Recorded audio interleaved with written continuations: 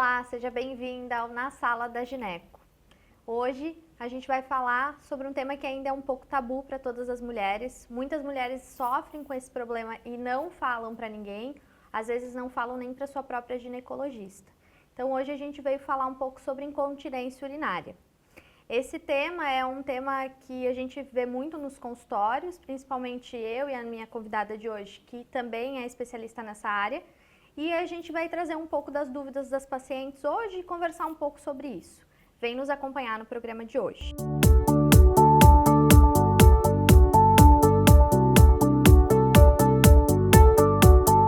Hoje estamos aqui com a doutora Luísa Ram. Lu, se apresente um pouquinho pra gente, fala um pouco da tua especialidade. Tudo bom, Jéssica? Muito obrigada pelo convite. Então, meu nome é Luísa Ram, eu sou ginecologista e obstetra e eu sou pós-graduada em uroginecologia.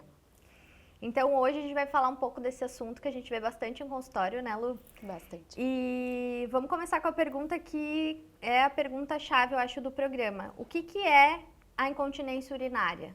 Então, incontinência urinária é qualquer perda de urina de forma involuntária, de qualquer modo que isso possa vir a acontecer. Né? Seja fazendo esforço, seja sem querer. Seja qualquer perda.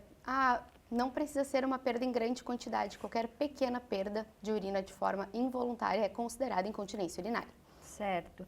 E a gente entra um pouco nesse aspecto de entender os tipos também de incontinência urinária, né? A gente tem alguns tipos que a gente precisa definir, porque através também dos tipos a gente vai definir qual o tratamento que essa paciente precisa, né?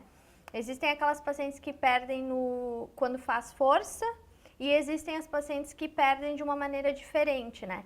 Explica um pouquinho qual que seria o motivo delas perderem quando faz esforço, Lu. Então, é exatamente isso que tu falou, né, Jé? A gente tem alguns tipos principais de incontinência urinária, que é essa, então, perda involuntária de urina, que é a continência urinária de esforço, é quando a paciente está fazendo alguma atividade física ou, então, esforços menores, como tossir e espirrar, e ela apresenta perda urinária, né? O outro tipo mais comum de incontinência urinária que a gente tem é o de urgência. O que é isso? A paciente tem uma vontade muito grande de ir no banheiro e ela não consegue chegar a tempo no banheiro para fazer xixi e acaba perdendo urina antes de conseguir acessar o vaso sanitário. Essa é a incontinência urinária de urgência. E elas também podem coexistir, existir ao mesmo tempo que a nossa incontinência urinária mista, né? A incontinência urinária de esforço, ela tem como predomínio na sua etiologia o enfraquecimento da musculatura ali do nosso assoalho pélvico. Né, que acaba então levando a essa perda urinária quando não deveria ocorrer, na atividade física, no tossir, no espirrar, no levantar algum peso. Então a gente poderia pensar que essa paciente então que perde urina, a gente tem que investigar às vezes causas diferentes para essa incontinência, porque às vezes ela vai ter alguma coisa que causa essa incontinência urinária dela do esforço e outra que causa da urgência, né?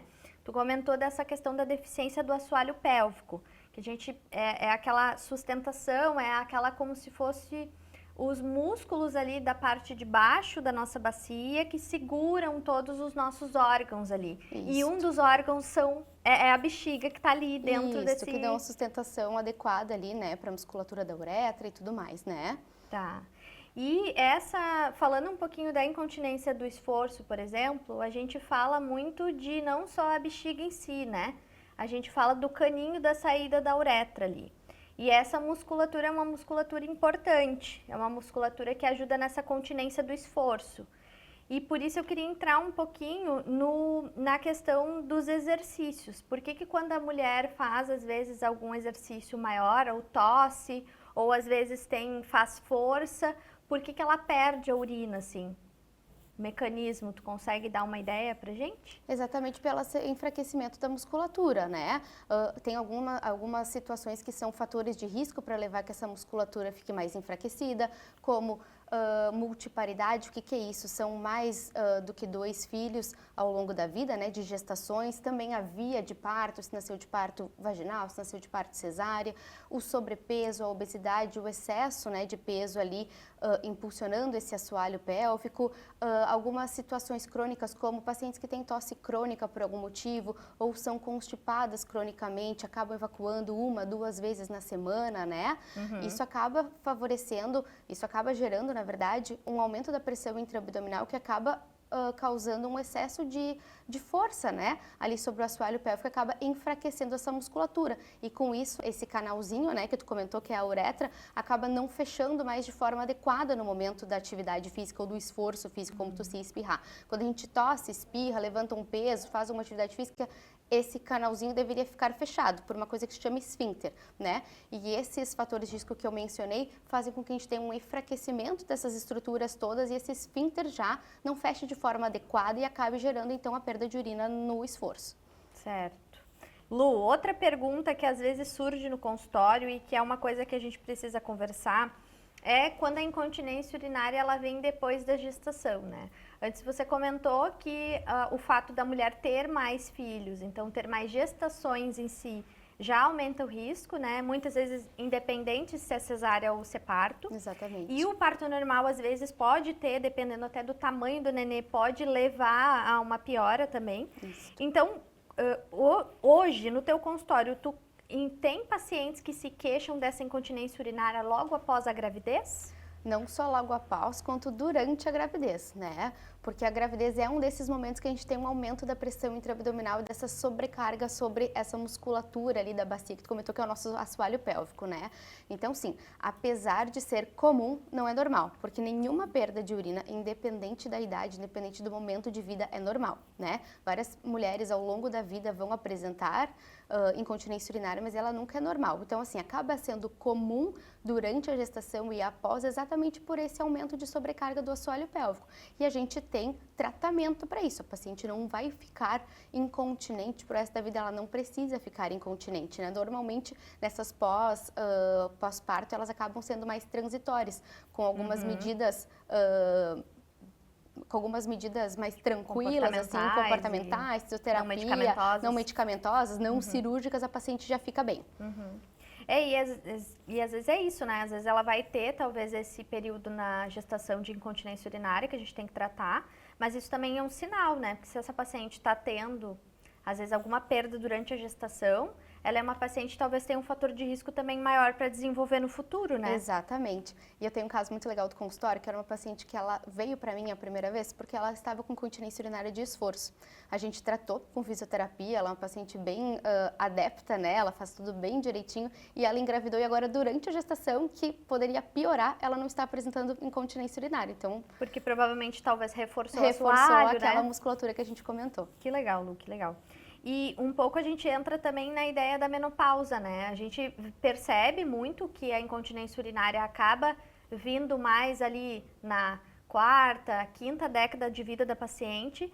Então a gente nota que isso também coincide com a entrada da menopausa, né? Então tem a ver com a menopausa, a incontinência urinária? Tem a ver. A idade e estar na menopausa são fatores de risco, né? Quando a gente entra na menopausa, a quantidade de estrogênio que a gente produz, ela reduz, né? Ela fica muito discreta, muito pequena. E com isso a quantidade de estrogênio que chega ali na nossa região genital também reduz. Então a gente tem esse hipoestrogenismo, que é a redução do estrogênio, um estado de baixo estrogênio que faz com que esses tecidos ali que estão envoltos na continência fiquem também mais fragilizados, né? Então sim, menopausa é um fator de risco para incontinência urinária. A gente vai ter mais pacientes após a menopausa com incontinência urinária, mas isso não quer dizer que pacientes que não estão na menopausa não possam vir a apresentar perda urinária.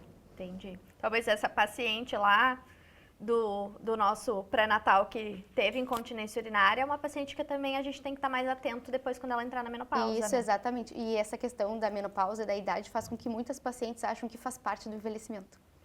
Que é normal perder urina. Eu perco urina porque eu estou velha, porque e aí não perde, eu estou ajuda, na menopausa, né? Então é assim mesmo, a minha colega perde urina, a minha vizinha perde urina, a minha irmã, que tem mais ou menos a mesma idade, perde urina, então é normal. É isso aí, faz parte do momento que eu tô de vida, eu tô ali com os meus 60, 70 anos, não tenho o que fazer. Mas não, nunca é normal. Pode ser comum, mas não é normal. Isso é uma coisa que eu gosto sempre de frisar com as minhas pacientes. Diferente de ser comum, porque várias pessoas têm, diferente de ser normal, né? Sim. Não é normal. E existe tratamento. Sim, tem que procurar ajuda, né? Exatamente. Primeiro ponto não ter vergonha, procurar... né? Exatamente. É claro que envolve, né, muito da questão, afeta muito a qualidade de vida das pacientes, né? Muitas pacientes param de sair de casa, de frequentar lugares que antes gostavam, param de fazer atividades que gostavam porque perdem urina quando tem esforço, ou aquela paciente tem incontinência urinária de urgência que dá vontade de ir, não dá tempo de chegar, ela precisa ter um banheiro perto.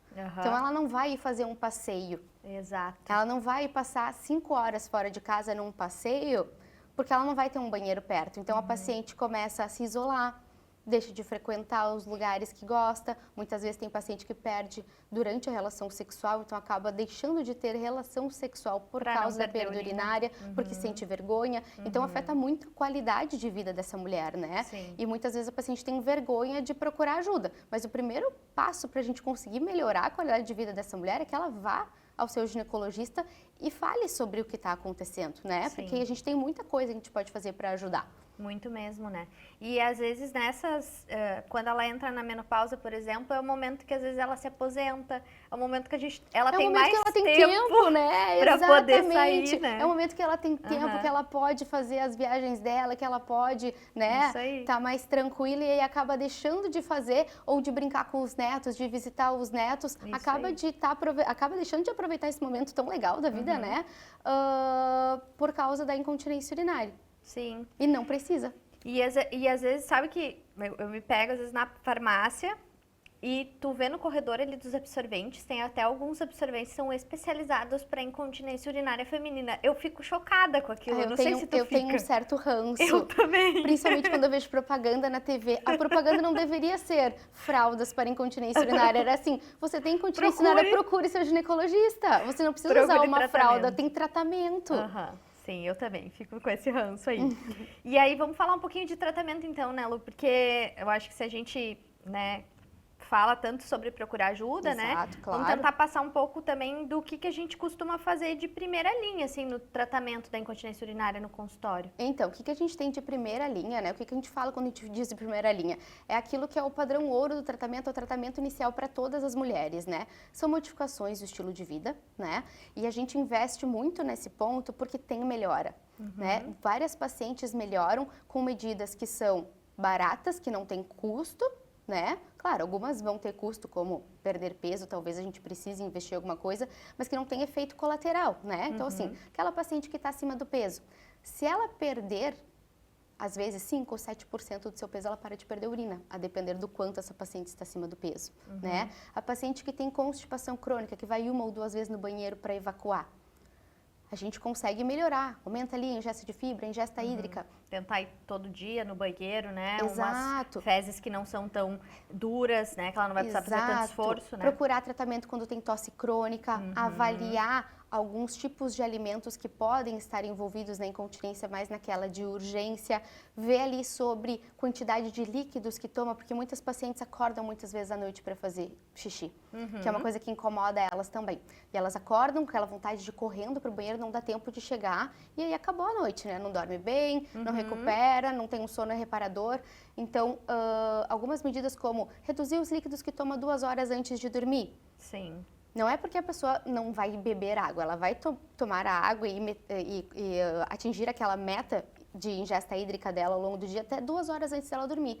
Antes ela vai tomar, só se ela tiver sede. Eu tinha uma paciente uma vez que perguntava, nunca, não achava alguma coisa assim exata. Aí eu cheguei e falei assim, fulana, a senhora toma água quando vai dormir? Sim, doutora, eu tomo uma garrafinha de 500 ml antes de deitar, quando eu já estou na cama. E eu levo mais uma pra cama, porque quando eu acordo pra fazer xixi, eu tomo mais uma garrafinha de 500 ml. Falei, você não tem como não levantar a noite pra fazer xixi, porque né? a urina que a gente produz nada mais é relacionada com aquela quantidade de líquidos que a gente toma. Então, se eu ingiro muito líquidos à noite, eu vou acabar acordando mais vezes. Isso também impacta na qualidade de vida, porque a paciente não dorme, tá sempre cansada, acaba impactando a memória e tudo mais, né? Isso é importante falar, porque as pacientes... isso é outra coisa, né? A bexiga da gente, o rim da gente, ele não produz a mesma quantidade de urina à noite do que produz de dia. Então é importante a gente ressaltar que essa urina que a gente tem à noite, ela é para ser em menor quantidade. Sim. E é para que a nossa bexiga consiga armazenar ela até de manhã. Então o ideal é que a gente não levante à noite. O ideal é que a gente não levante. Quando a gente vai falando das pacientes mais idosas, a gente começa a se preocupar na questão de quedas, né? Também. Porque a paciente acorda de noite, não liga a luz, às vezes tem tapetes que fazem com que elas possam ter o risco de escorregar e fazer queda, fratura de fêmur, que é super grave no idoso, né? Muito. E sabe que tu comentou antes da perda de peso, né? A questão da perda de peso eu comentei no nosso primeiro programa sobre SOP, tá? E eu às vezes falo isso para as pacientes, 5% do peso às vezes parece uma coisa gigantesca que ela precisa perder, né? Mas eu sempre faço o cálculo ali junto com ela e às vezes é 3, 4 quilos não que ela precisa perder, né? E para quem tá bastante acima do peso, essa quantidade a gente consegue perder de forma mais rápida, né? Eu sempre falo, é mais fácil uma paciente que tá bem acima do peso perder 4 quilos do que aquela que já tá próximo do seu peso, né? Do peso ideal. Então, são às vezes pequenos ajustes, né? Que a gente consegue fazer e a paciente melhora, olha, significativamente, né? E junto disso tudo, a fisioterapia. Os exercícios de reforço da musculatura do assoalho pélvico, que são importantíssimos para isso. A gente pode fazer de duas maneiras, a gente pode ensinar ela no consultório a fazer, né? E ela pode fazer, que daí a melhor forma, né, seria nosso padrão ouro de exercício de treinamento do assoalho pélvico, né? Fazer com uma fisioterapeuta, né, especialista em assoalho pélvico. Tu deve fazer a mesma coisa que eu, né? A gente sempre testa força quando a gente tá avaliando a nossa paciente, né? Então a gente acaba ensinando esses exercícios, pelo menos eu no consultório, imagino que tu também. Também. A gente tenta ensinar as pacientes a fazer esse exercício, né? Que popularmente é conhecido como pompoarismo, às vezes as pessoas conhecem. As pessoas a gente acaba não usando isso. E não tão mais antigamente se falava em exercícios de Kegel, né? Hoje a gente fala muito mais em treinamento dos músculos do assoalho pélvico. Isso aí. E a gente traz, às vezes, um pouco, para tirar um pouco essa ideia de que tem a ver só com sexualidade, né? Exatamente, para distanciar um pouco, né? Isso. E eu brinco com as pacientes muitas vezes que é como se fosse a academia do assoalho pélvico, né? Aí. Porque elas acham que elas vão fazer 1, 2 vezes com a fisioterapeuta ou em casa e vão melhorar. Eu brinco, tu vai na academia 1 ou 2 vezes no mês e fica com a barriga tanquinho? Não. Então, assim, tem que ter paciência, persistência, porque são várias repetições ao longo do dia e a gente começa a notar melhor ali em 2 meses. Então, é a mesma coisa que nem academia pro resto do corpo, entendeu? Você não vai ir 1, 2 vezes e vai ter melhora e já vai estar, nossa, estou saradona, sabe?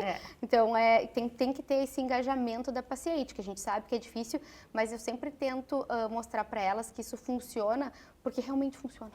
Não, funciona claro, muito. Algumas pacientes não vão ficar bem, mas grande parte delas vão ficar bem com essas Principalmente medidas. sintoma leve, né? Principalmente sintoma leve e moderado, né? Os sintomas mais graves são mais difíceis de melhorar só com fisioterapia. A gente acaba, muitas vezes, precisando de outros procedimentos. Mas grande parte das pacientes não tem incontinência urinária grave, né? Então, a gente consegue, com uma parcela importante delas, melhorar muito a qualidade de vida. Com coisas que são fisioterapia, né? Simples, né? E esse negócio até do peso, assim, uma coisa que eu noto, eu pergunto para as pacientes, não sei se tu costuma fazer isso, tá? Mas, por exemplo, a paciente jovem que chega para mim, assim, e reclama de incontinência urinária, eu pergunto para ela muitas vezes se ela teve algum ganho de peso em excesso nos últimos anos. Sim. E muitas vezes elas acabam fazendo isso e começam a associar também isso. Ou, por exemplo, alguma mudança de padrão, né? Ou pós-gestação, ou então entrou na menopausa. Então, esses sinais precisam ficar atento, né? Com certeza. A essas coisas que podem aparecer na vida. Pra gente falar um pouco, a gente comentou um pouco dessas questões de mudança de estilo de vida, mudança de hábito, ou então fisioterapia pélvica, que é extremamente importante. Mas também tem algumas medicações que a gente pode usar, né, para alguns tipos de incontinência urinária. Eu queria que tu comentasse e falasse quais são os tipos que a gente consegue usar e por que não funciona para outros tipos a medicação? Então, a gente tem para incontinência urinária de urgência, que é aquela que a gente já comentou, da vontade de ir no banheiro não dá tempo de chegar. Depois que a gente faz a primeira linha, que além de tudo isso que a gente já conversou, inclui a redução de alguns alimentos, como chá, café, chimarrão, bebidas gaseificadas, que elas são mais irritativas para a bexiga e fazem com que a paciente tenha vontade mais frequente no banheiro e tenha essa urgência e possa ter incontinência associada. A gente tem algumas medicações, são 2 classes de medicações, tem nomes meio difíceis, né? Mas que funcionam ali em alguns receptores da bexiga para que ajudem nesse funcionamento melhor da bexiga. Só que essas medicações ajudam só na urgência, elas não vão ajudar no esforço. Muitas vezes as pacientes pedem, doutora, eu quero uma medicação. Não tem uma medicação. Para não parar de perder urina quando faz força. Não tem. E ao contrário, às vezes é mais frequente. A paciente só perde por urgência e ela fala, doutora, eu quero operar. Sim. Tem que faz operar. nem sentido. Não tem cirurgia, né, para incontinência urinária de urgência. Sim. E Lu, já que a gente falou um pouquinho sobre as nossas medicações que a gente tem para usar, a gente falou que existem algumas medicações que são para bexiga em especial, falou de algumas medidas.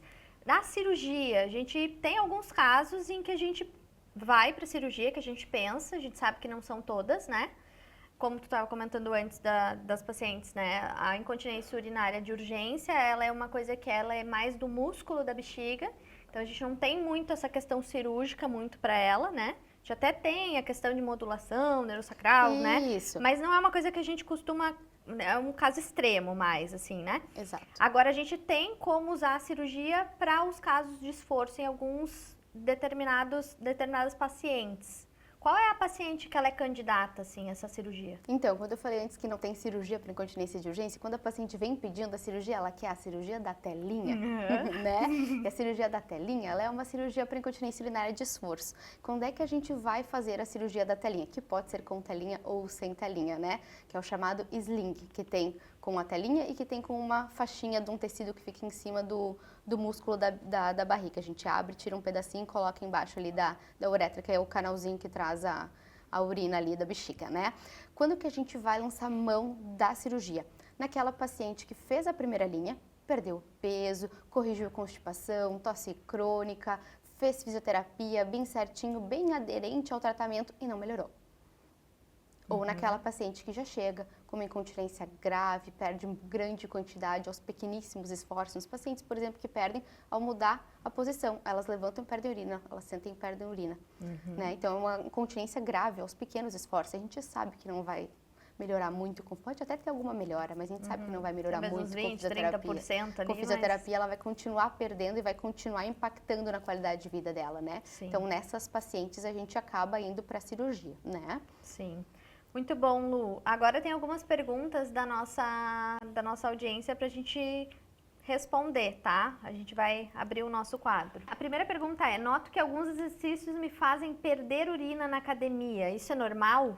Então, como a gente já falou, nenhuma perda urinária é normal. Algumas atividades físicas mais vigorosas, como corrida, crossfit, acabam sobrecarregando mais esse assoalho pélvico e fazem com que a paciente tenha a perda urinária durante o exercício na academia. E não é normal. De novo, a gente vai voltar. Vamos fazer o tratamento, como a gente já comentou, a primeira linha, reforço dessa musculatura, desse assoalho pélvico. Principalmente exercício de pulo, né, Lu? Principalmente exercício de pulo, jump também, né?